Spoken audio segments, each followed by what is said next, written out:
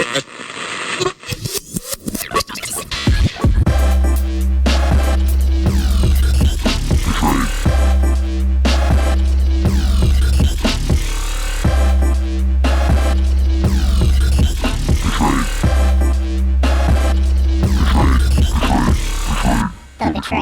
Welcome back to The Betrayed. This is Gina Beck.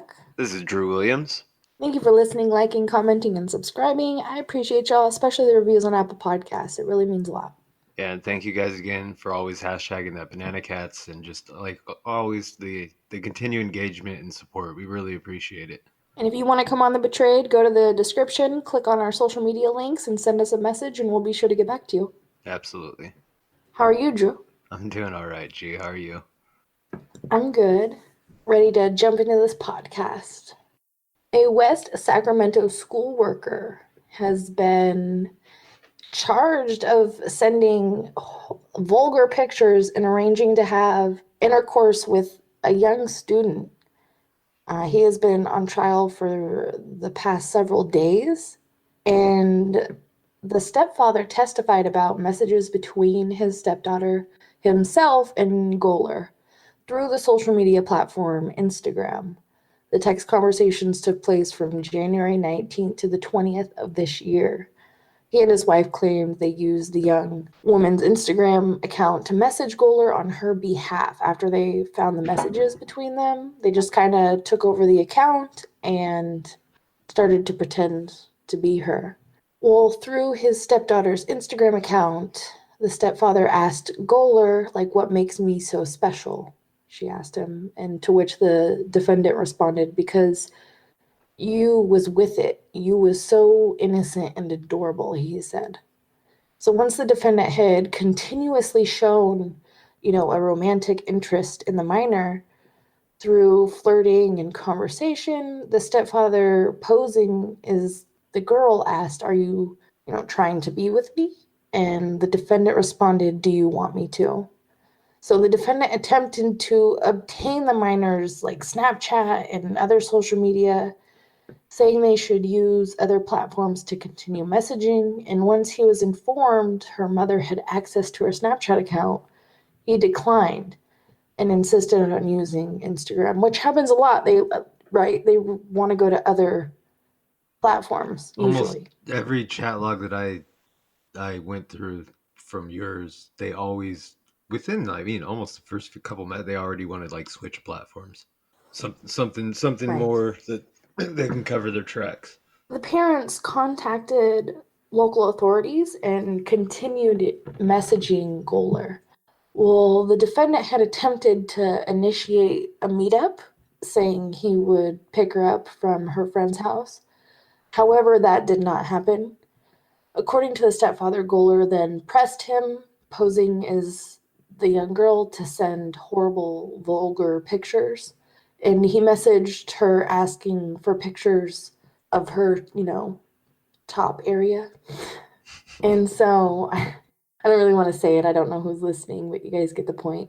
At this point, the parents had been in contact with the West Sacramento Police Department for one day, and officers were then dispatched once a meeting between Goler and the minor had been arranged on January 20th at 2 a.m., which is usually a typical time. They do those later in the morning or early in the morning, but later at night times.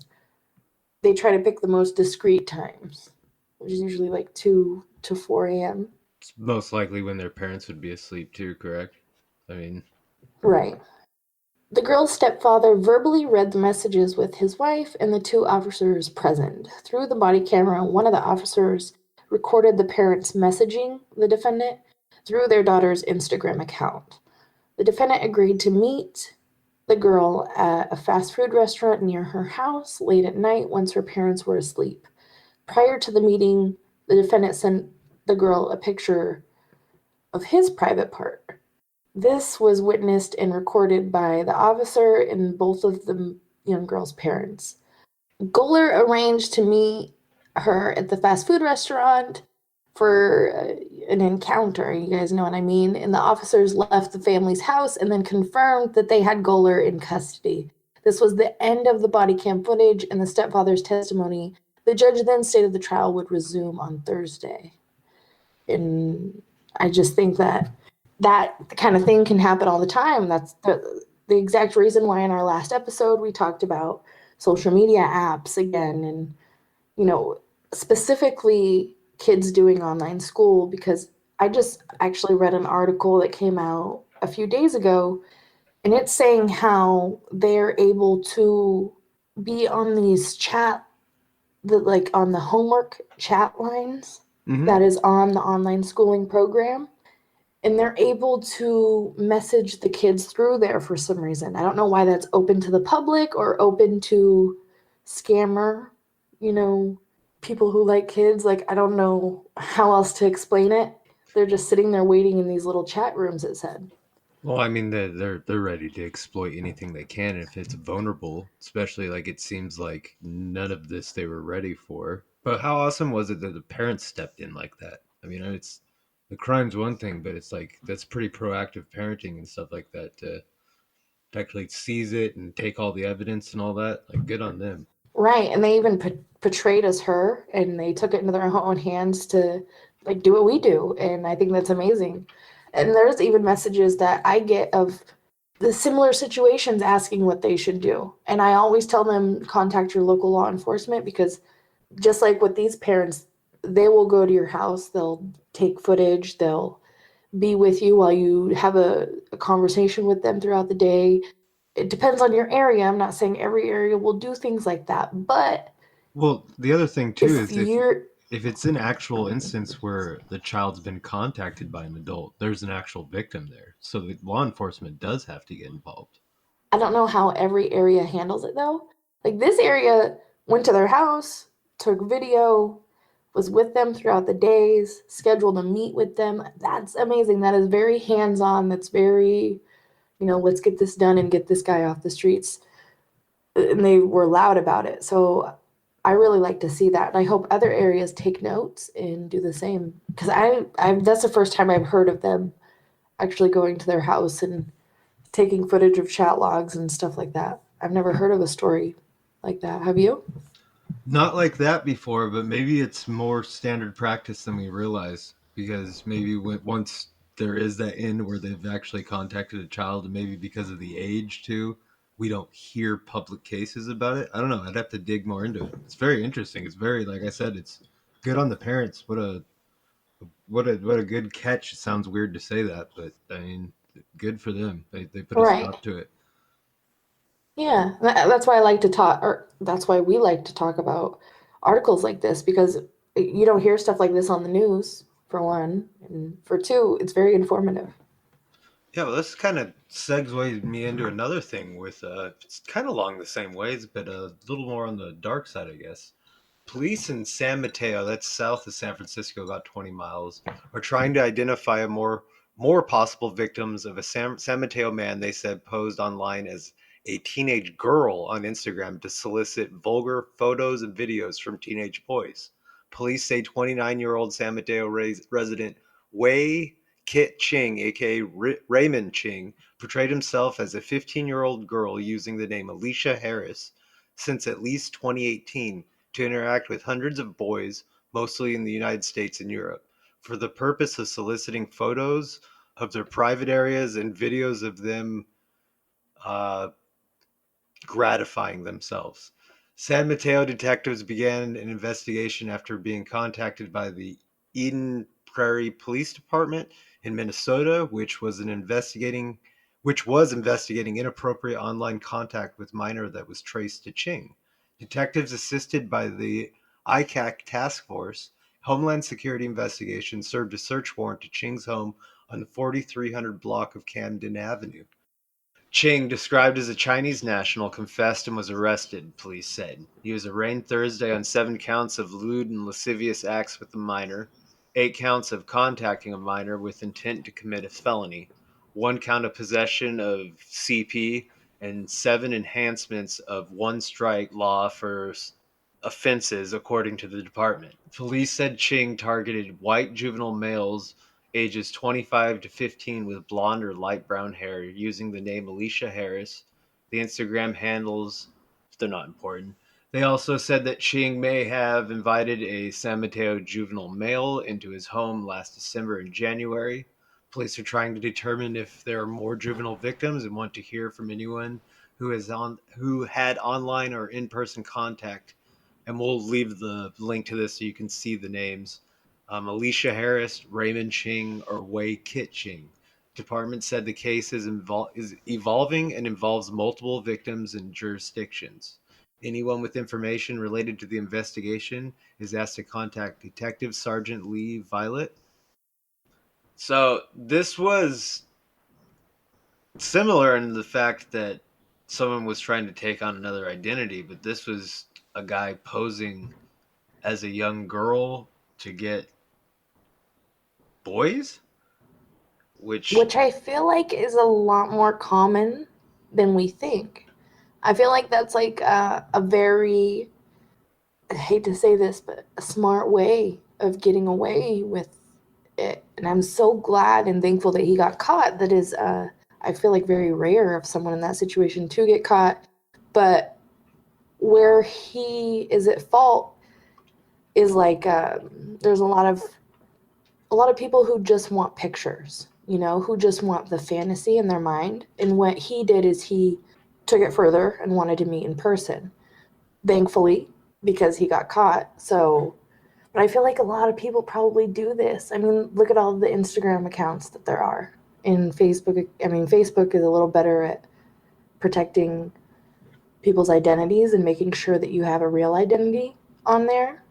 But Instagram isn't. Anybody can make an account with an email and a name. And so it's pretty scary to know that you can just build up some fake followers and post some pictures over time and they can contact your child pretending to be another child. yeah, it's terrifying, but it looks like there are people still trying to go after him, so that's good. So this is kind of, I just thought it was a very interesting story. It's something that you don't really hear happens often. There's a brave child, 9 years old, tried to swap seats with classmate, 10 years old, to try to protect her from a teacher that was trying to be vulgar with the little girl. And the child noticed and picked up on that and tried to help any way that he could.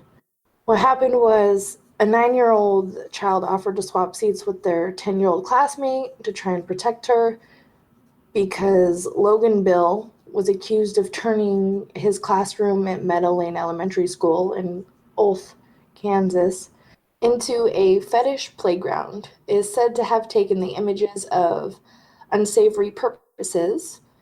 The classmates saw what he was doing and warned her what was going on. But her parents were not told of the teacher's stalking by school bosses several days after a parent of another child in the class contacted them about it.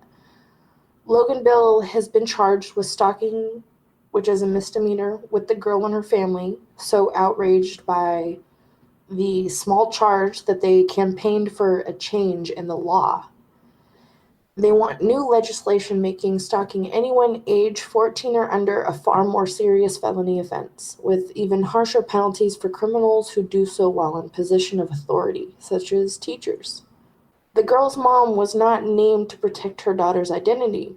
We quickly learned that the laws just aren't in place to protect these kids. The laws in Kansas and Missouri are pretty behind the times as far as how these statutes are set up, and they're really not set up to protect kids. Every day that isn't passed, more and more kids aren't protected in our state. We definitely full steam ahead as far as passing the legislation. She told of how Logan Bill has photographed and videoed her daughter throughout the day and asked her daughter for a massage and to play with her hair. The mom was so spooked by Logan Bill's alleged stalking that she spent some nights sleeping in the hallway between her children's bedrooms to try and ensure that they were better protected.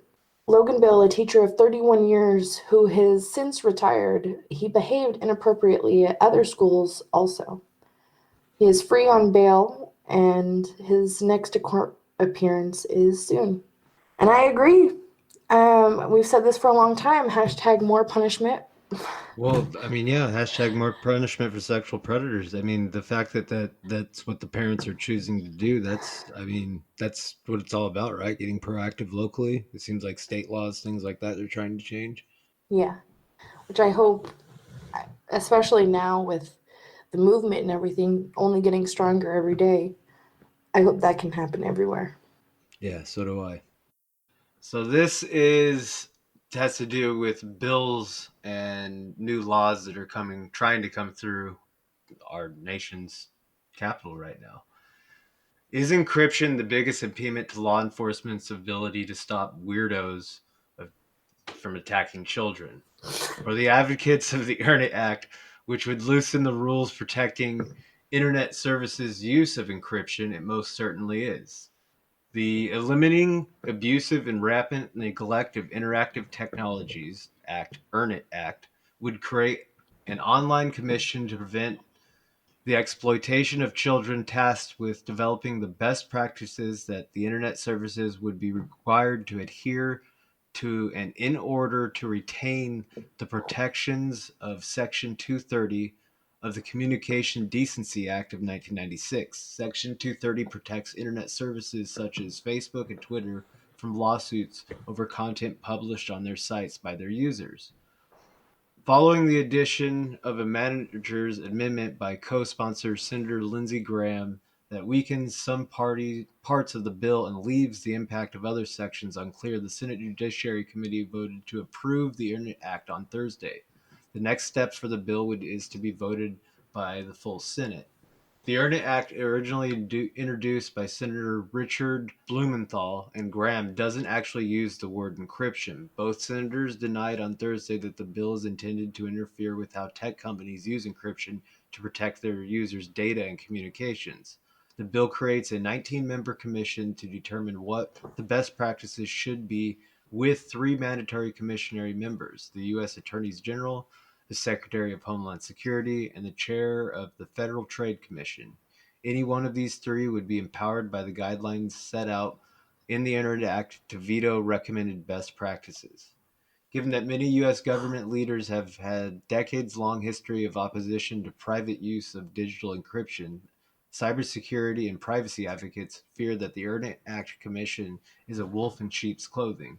Their concern is the Earn It is an attempt to hide an attack on the use of encryption among the legitimate concerns of proliferation of child abuse material online, says Rihanna Peppercorn, Associate Director of Surveillance and Cybersecurity at Stanford Center of Internet and Society.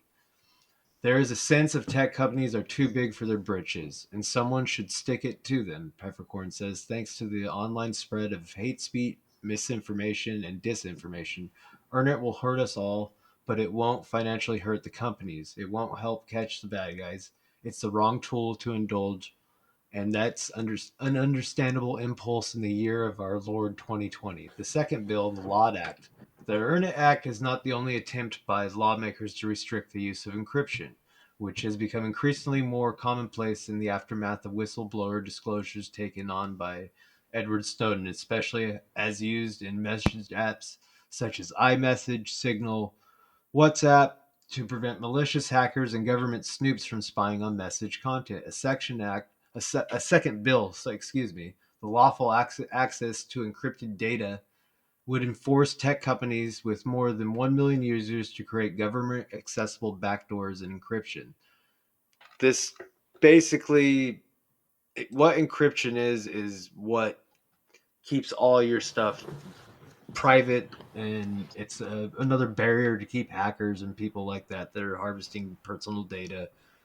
I think it's something worth talking about because some of these companies have refused to help. I believe it was one of the attacks at the nightclub where the guy went in and hurt a bunch of people. They refused to help. I believe it was Apple that refused to help the feds crack his phone. They had to spend like an extra 3 or 4 weeks. But at the same time, shouldn't that be what they do? I don't know.